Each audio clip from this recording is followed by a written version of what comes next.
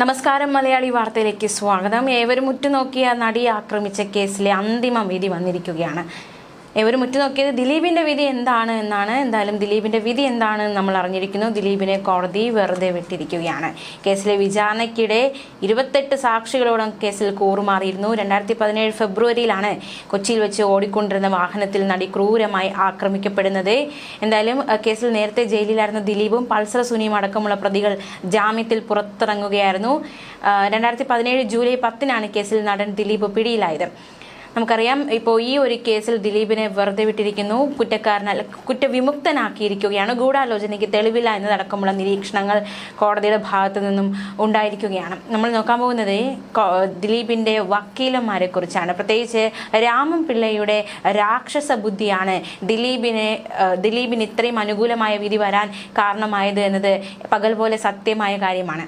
നിയമവഴിയിലെ സമസ്ത മേഖലകളിലും മുദ്ര പതിപ്പിച്ച സീനിയർ അഭിഭാഷകൻ ബി രാമൻ പിള്ള, അദ്ദേഹമാണ് ദിലീപിന്റെ വക്കാലത്ത് ഏറ്റെടുത്തത്. ആദ്യഘട്ടത്തിൽ മറ്റൊരു അഭിഭാഷകനെ ഏൽപ്പിച്ച കേസ് രാമൻ പിള്ളയ്ക്ക് കൈമാറിയ ശേഷമായിരുന്നു 83 ദിവസത്തെ ജയിൽവാസത്തിനൊടുവിൽ ദിലീപിന് ജാമ്യം പോലും കിട്ടിയത്. ദിലീപിനെ കേസിൽ നിന്ന് രക്ഷപ്പെടുത്താൻ രാമൻ പിള്ള ഉയർത്തിയ വാദങ്ങൾ പല പ്രാവശ്യം പ്രോസിക്യൂഷനുമായുള്ള ഏറ്റുമുട്ടലിലാണ് അവസാനിച്ചത്. മള്ളൂർ വക്കീലും 10,000 രൂപയും ഉണ്ടെങ്കിൽ ആർക്കും ആരെയും കൊല്ലാമെന്നും കോടതിയിൽ മള്ളൂർ വാദിച്ചാൽ പുഷ്പം പോലെ ഇറങ്ങി വരാമെന്നുമുള്ള മള്ളൂർ ഗോവിന്ദപിള്ള എന്ന അഭിഭാഷക പ്രമാണിയുടെ കഥ കേരളത്തിനറിയാം. കാലം മാറിയപ്പോൾ അത് അഡ്വക്കേറ്റ് ബി രാമൻ പിള്ളയായി. ഏത് കേസും ഏത് കോടതിയിലും രാമൻ പിള്ളയാണ് വാദിക്കുന്നതെങ്കിൽ എതിർഭാഗം പേടിക്കും. പ്രതി പുഷ്പം പോലെ ഇറങ്ങി വരും. ദിലീപും നിയമവഴിയിൽ ആ കൊമ്പനെ തന്നെയാണ് ആശ്രയിച്ചത്, ബി രാമൻ പിള്ള എന്ന ബുദ്ധിരാക്ഷസനെ. ആദ്യഘട്ടത്തിൽ മറ്റൊരു അഭിഭാഷകനായിരുന്നു കേസ് ഏറ്റെടുത്തത്. ജാമ്യം കിട്ടാതെ തുടർച്ചയായി ജയിലിൽ കഴിഞ്ഞതോടെ 2017 ഓഗസ്റ്റ് 4-ന് ദിലീപിന്റെ ജാമ്യാപേക്ഷയിൽ രാമൻ പിള്ള കോടതിയിൽ ഹാജരായി. പിന്നാലെ ദിലീപ് ജയിൽ മോചിതൻ. അന്നു മുതൽ ബി രാമൻ പിള്ള ദിലീപിന്റെ നിയമവഴിയിലെ സന്തത സഹചാരി സാരഥിയായി മാറുകയായിരുന്നു. പ്രോസിക്യൂഷൻ തെളിവുകൾ പൊളിക്കാനും പ്രതിഭാഗത്തിന്റെ വാദങ്ങൾ കോടതിയിൽ ശക്തമായി അവതരിപ്പിക്കാനും രാമൻ പിള്ള നേരിട്ട് തന്നെ വിചാരണ വേളയിലുടനീളം ദിലീപിന് വേണ്ടി കോടതിയിൽ ഹാജരായതും ഏറെ ശ്രദ്ധേയമായി മാറിയിരുന്നു. സാക്ഷിമൊഴികൾ പൊളിച്ചെടുക്കാൻ ക്രോസ് വിസ്താരത്തിൽ രാമൻ പിള്ളയുടെ കൂർമ്മ ബുദ്ധി പലതവണ പ്രയോഗിക്കപ്പെട്ടു.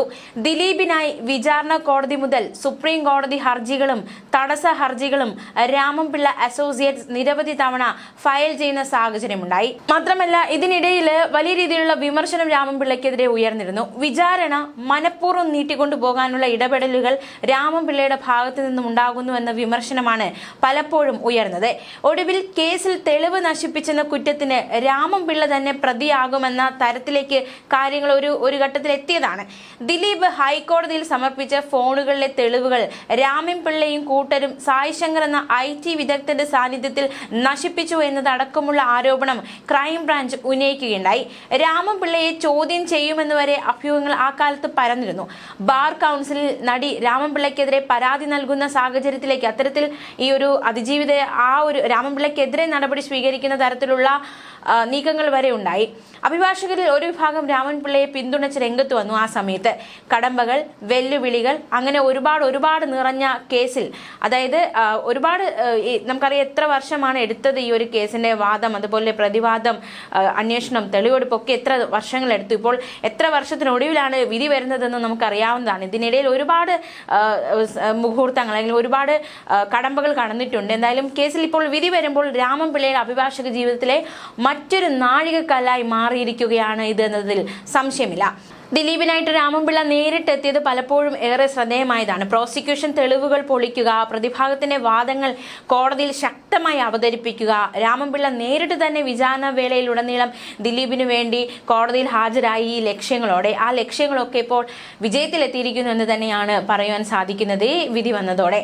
സാക്ഷിമൊഴികൾ പൊളിച്ചെടുക്കാൻ ക്രോസ് വിസ്താരത്തിൽ രാമൻ പിള്ളയുടെ കൂർമ്മ ബുദ്ധി പലതവണ കോടതിക്കുള്ളിൽ പ്രയോഗിക്കപ്പെട്ടു. വിചാരണ കോടതി മുതൽ സുപ്രീം കോടതി വരെ ദിലീപിന് ദിലീപിന് വേണ്ടി നിരവധി ഹർജികളും തടസ്സ ഹർജികളും രാമൻപിള്ള അസോസിയേറ്റ് നിരവധി തവണ ഫയൽ ചെയ്തിരുന്നു. നമുക്കറിയാം മള്ളൂർ വക്കീലിന്റെ ഒരു ഖ്യാതിയൊക്കെ നമുക്കറിയാവുന്നതാണ്. പക്ഷേ മള്ളൂർ വക്കീലൊക്കെ പ്രാക്ടീസ് ചെയ്തത് 1904 മുതലുള്ള കാലമായിരുന്നു.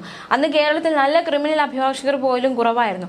കേസുകൾക്ക് മാധ്യമ ശ്രദ്ധ ഉണ്ടായിരുന്നില്ല. പക്ഷെ ഇക്കാലത്ത് ഈ ചൊല്ല് ലക്ഷങ്ങളും രാമൻപിള്ള വക്കീലും ഉണ്ടെങ്കിൽ ആർക്കും ആരെയും കൊല്ലാം എന്നൊക്കെ വിമർശകർ ഒരു വശത്ത് ഇത്തരത്തിലുള്ള ഒരു കാര്യമൊക്കെ പറയുന്നുണ്ട്. TP വധക്കേസിൽ CPM നേതാക്കളെ രക്ഷിച്ചെടുത്ത രാമൻപിള്ള എല്ലാവരും ശിക്ഷ കിട്ടുമെന്ന് കരുതിയിരുന്ന ബിഷപ്പ് ഫ്രാങ്കോ മുളയ്ക്കലിനെ ഊരിയെടുത്തതോടെ നിയമവൃത്തങ്ങളെയും അദ്ദേഹം അമ്പരപ്പിക്കുകയുണ്ടായി. ഇപ്പോൾ നടൻ ദിലീപും ആ ഒരു വഴിയിൽ, അതായത് അദ്ദേഹവും രക്ഷപ്പെട്ടിരിക്കുന്ന രാമൻപിള്ള വക്കീലിന്റെ കഴിവിൽ. പോലീസുകാരെ ആക്രമിക്കാൻ ഗൂഢാലോചന നടത്തിയ കേസിൽ മുൻകൂർ ജാമ്യം അനുവദിച്ചതോടെ രാമൻപിള്ള വക്കീലിന് ശരിക്കും ഒരു അമാനുഷിക പ്രതിച്ഛായ സൃഷ്ടിക്കപ്പെട്ടിരുന്നു. ആധുനിക കാലത്തെ മള്ളൂർ വക്കീൽ എന്നാണ് അദ്ദേഹത്തെ പലരും വിശേഷിപ്പിക്കുന്നത്. എന്നാൽ സരസനും കവിയും പ്രഭാഷകനുമൊക്കെയായ മള്ളൂർ ഗോവിന്ദപിള്ളയിൽ നിന്ന് തീർത്തും വ്യത്യസ്തനാണ് വ്യക്തി ജീവിതത്തിൽ രാമൻപിള്ള. മാധ്യമങ്ങളോട് അധികം സമ്പർക്കം പുലർത്താത്ത അദ്ദേഹത്തിന്റെ ഒരു ബയോഡേറ്റ പോലും പബ്ലിക് ഡൊമൈനിൽ കിട്ടാനില്ല. ദിലീപിന് മുൻകൂർ ജാമ്യം കിട്ടിയ ദിവസം പോലുള്ള അപൂർവ സന്ദർഭങ്ങളിൽ മാത്രമാണ് അദ്ദേഹം മാധ്യമങ്ങളോട് സംസാരിക്കുന്നത്. അതും ഏതാനും മിനിറ്റുകൾ മാത്രമേ അദ്ദേഹം സംസാരിക്കുകയുള്ളൂ. കോടതി ഹിയറിംഗും കേസ് പഠനവും ചർച്ചയുമായി ദിവസവും 18 മണിക്കൂർ അദ്ദേഹം ജോലി ചെയ്യും. ഈ കഠിനാധ്വാനവും അർപ്പണബോധവും തന്നെയാണ് രാമൻപിള്ളയെ മറ്റ് അഭിഭാഷകരിൽ നിന്ന് വ്യത്യസ്തനാക്കിയിരിക്കുന്നത്. അഭിഭാഷക വൃത്തിയുമായി പറയത്തക്ക ബന്ധമൊന്നുമില്ലാത്ത കുടുംബത്തിലായിരുന്നു രാമൻപിള്ളയുടെ ജനനം. മാവേലിക്കരയിലെ ചട്ടിക്കുളങ്ങര ഗ്രാമത്തിൽ ബാല്യം. കർഷകനായ പിതാവ് S. മാധവൻപിള്ളയുടെ ആഗ്രഹമായിരുന്നു മകനെ ഒരു വലിയ വക്കീലായി കാണണമെന്നത്. അമ്മ A. അംബിക DU ആയിട്ടാണ് റിട്ടയർ ചെയ്തത്. അവർക്ക് മകനെ ഉദ്യോഗസ്ഥനാക്കാനായിരുന്നു താല്പര്യം. മാവേലിക്കര ഗവൺമെന്റ് ഹൈസ്കൂളിലായിരുന്നു പ്രാഥമിക വിദ്യാഭ്യാസം. പന്തളം NSS കോളേജിൽ നിന്ന് പ്രീ ഡിഗ്രിയും തുടർന്ന് ബിരുദവും. 1972 അദ്ദേഹം എറണാകുളം ലോ കോളേജിൽ നിന്ന് പാസ്സാകുന്നത്. തൊട്ടടുത്ത വർഷം തന്നെ എൻടോൾ ചെയ്ത് പ്രാക്ടീസ് ചെയ്യാൻ തുടങ്ങി. പ്രഗത്ഭനായ ക്രിമിനൽ അഭിഭാഷകൻ MN സുകുമാരൻ നായരുടെ ജൂനിയർ ആയിട്ടാണ് ഈ യുവാവ് പ്രാക്ടീസ് തുടങ്ങിയത്.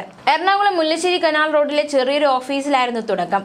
തന്നെ മോൾഡ് ചെയ്തെടുത്തത് MN സുകുമാരൻ നായരാണെന്ന് രാമൻപിള്ള പലപ്പോഴും പറയാറുണ്ട്. മറ്റുള്ളവരെ പോലെ ജൂനിയേഴ്സിനെ തളച്ചിടുമെന്ന് ആഗ്രഹമുള്ള വ്യക്തിയായിരുന്നില്ല സുകുമാരൻ നായർ. രാമൻപിള്ളയുടെ കഴിവും താല്പര്യവും അർപ്പണ മനോഭാവവും കണ്ട് പരമാവധി അവസരങ്ങൾ നൽകി. രാമൻപിള്ള ആദ്യമായി ഒരു കേസ് ജയിച്ചത് സിവിൽ കേസായിരുന്നു. പക്ഷെ പിൽക്കാലത്ത് അദ്ദേഹം ക്രിമിനൽ കേസുകളിൽ ശ്രദ്ധ കേന്ദ്രീകരിച്ചു. കാസർഗോഡ് മുതൽ തിരുവനന്തപുരം വരെയുള്ള വിചാരണ കോടതിയിൽ പോയി കേസ് നടത്തിയ ആ കാലമാണ് രാമൻപിള്ളയെ തൊഴിലിന്റെ മർമ്മം പഠിപ്പിച്ചത്. പ്രധാന കേസുകളിൽ പോലും സാക്ഷി വിസ്താരമൊക്കെ രാമൻപിള്ളയെ ഏൽപ്പിച്ച് ഫൈനൽ ഹിയറിംഗിന് എത്തുക എന്നതായിരുന്നു പല കേസുകളും MN സുകുമാരൻ നായർ സ്വീകരിച്ചിരുന്നത്. അങ്ങനെയാണ് പിൽക്കാലത്ത് CBI ഡയറിക്കുറിപ്പ് എന്ന ചലച്ചിത്രത്തിന് നിമിത്തമായ പോളംകുളം കേസിൽ രാമൻപിള്ളയ്ക്ക് ഹാജരാവാൻ കഴിയുന്നത്. ഇതിലെ വാദങ്ങളിലൂടെയാണ് പൊതുസമൂഹം രാമൻപിള്ളയെ ശ്രദ്ധിക്കുന്നത്. വൈകാതെ അദ്ദേഹം സ്വതന്ത്ര അഭിഭാഷകനായി. ആദ്യമായി കേസ് ഹൈക്കോടതിയിൽ വിജയിച്ചപ്പോൾ അദ്ദേഹം തന്റെ പിതാവിനെ പോയി കണ്ട് വിവരം അറിയിച്ച് ആശീർവാദം വാങ്ങി. ഒരു അഭിഭാഷകനാവുക എന്നത് ശ്രമകരമായ ജോലിയാണെന്നും അതിനായി കഠിനമായി യത്നിക്കണമെന്നും രാമൻപിള്ളയെ ഉപദേശിച്ചിരുന്നത് കർഷകനായ തന്റെ പിതാവായിരുന്നു. പിന്നീട് അങ്ങോട്ട് രാമൻപിള്ളയുടെ യുഗമായിരുന്നു. വിചാരണ കോടതികളിലാണ് അദ്ദേഹം തന്റെ പ്രാഗൽഭ്യവും കഴിവും മികവും ഒക്കെ തെളിയിച്ച് മുന്നേറി വന്നത്. ഹൈക്കോടതിയിലും CBI കോടതിയിലുമായി അഭയ കേസ്, ചേകന്നൂർ കേസ് അടക്കമുള്ള ഒട്ടനവധി കേസുകൾ അദ്ദേഹത്തിന്റെ കയ്യിലൂടെ കടന്നുപോയി. T. Janardhanakurup, MK Damodaran, TV Prabhakaran തുടങ്ങിയ അന്നത്തെ പ്രമുഖരായ അഭിഭാഷകർക്കൊപ്പം രാമൻപിള്ളയും തന്റേതായ ഒരിടം ഉണ്ടാക്കി. രാമൻപിള്ളയുടെ ക്രോസ് വിസ്താരവും വളരെ ശ്രദ്ധേയമാണ്. ഉച്ചത്തിൽ സംസാരിച്ച് ബഹളം ഉണ്ടാക്കുന്ന രീതിയല്ലായിരുന്നു രാമൻപിള്ളയുടേത്. സാക്ഷിയെ കണ്ണുരുട്ടി പേടിപ്പിക്കില്ല. തീർത്തും ശാന്തനായി ലക്ഷ്യവേദിയായിട്ടുള്ള ഒരു ലക്ഷ്യത്തോടെയുള്ള, അതായത് എതിർകക്ഷിയിൽ നിന്നും ആ ഒരു ഉത്തരം കൊടുക്കാനുള്ള ഉത്തരം കിട്ടുന്ന രീതിയിലുള്ള ചോദ്യമാണ് ചോദിക്കുക. തുടക്കത്തിൽ തന്നെ ഒരു മാനസിക മേധാവിത്വം നേടിയെടുത്തുകൊണ്ടാണ് അദ്ദേഹത്തിന്റെ ഒരു ക്രോസിംഗ് രീതി. സൈലന്റ് ടോർച്ചറിംഗ് എന്നാണ് അതിനെ പലരും വിശേഷിപ്പിക്കുന്നത്. കേസ് പഠിപ്പിച്ചു വിട്ട വ്യാജ സാക്ഷികളൊക്കെ അതോടെ അപ്രത്യക്ഷമായി പോകും. കേസ് ഏതറ്റം വരെ പോയി പഠിക്കുക അദ്ദേഹത്തിന്റെ രീതിയാണെന്ന് കൂടെ ജോലി ചെയ്തവർ അടക്കമുള്ളവർ പറയുന്നുണ്ട്. ഒരു കേസ് കിട്ടിയാൽ അതിന്റെ സമാനമായ കേസുകളും വിധികളും ഒക്കെ പഠിച്ച് അതിനെ ഡിഫൻസ് ചെയ്യും. അതുപോലെ തന്നെ പ്രോസിക്യൂഷൻ വാദങ്ങളിൽ എവിടെയെങ്കിലും ലൂപ്പ് ഹോളുകൾ ഉണ്ടാവും. ചിലപ്പോൾ 1-2 തെളിവുകൾ ഫ്രെയിം ചെയ്തതാവും. സൂക്ഷ്മമായ പഠനത്തിലൂടെ രാമൻപിള്ള അത് കണ്ടെത്തും. ഒരു തെളിവ് പൊട്ടിച്ചാൽ മതി, ചങ്ങല പോലെ മറ്റുള്ളവയും പൊട്ടും. ദിലീപ് കേസിലേതുപോലെ.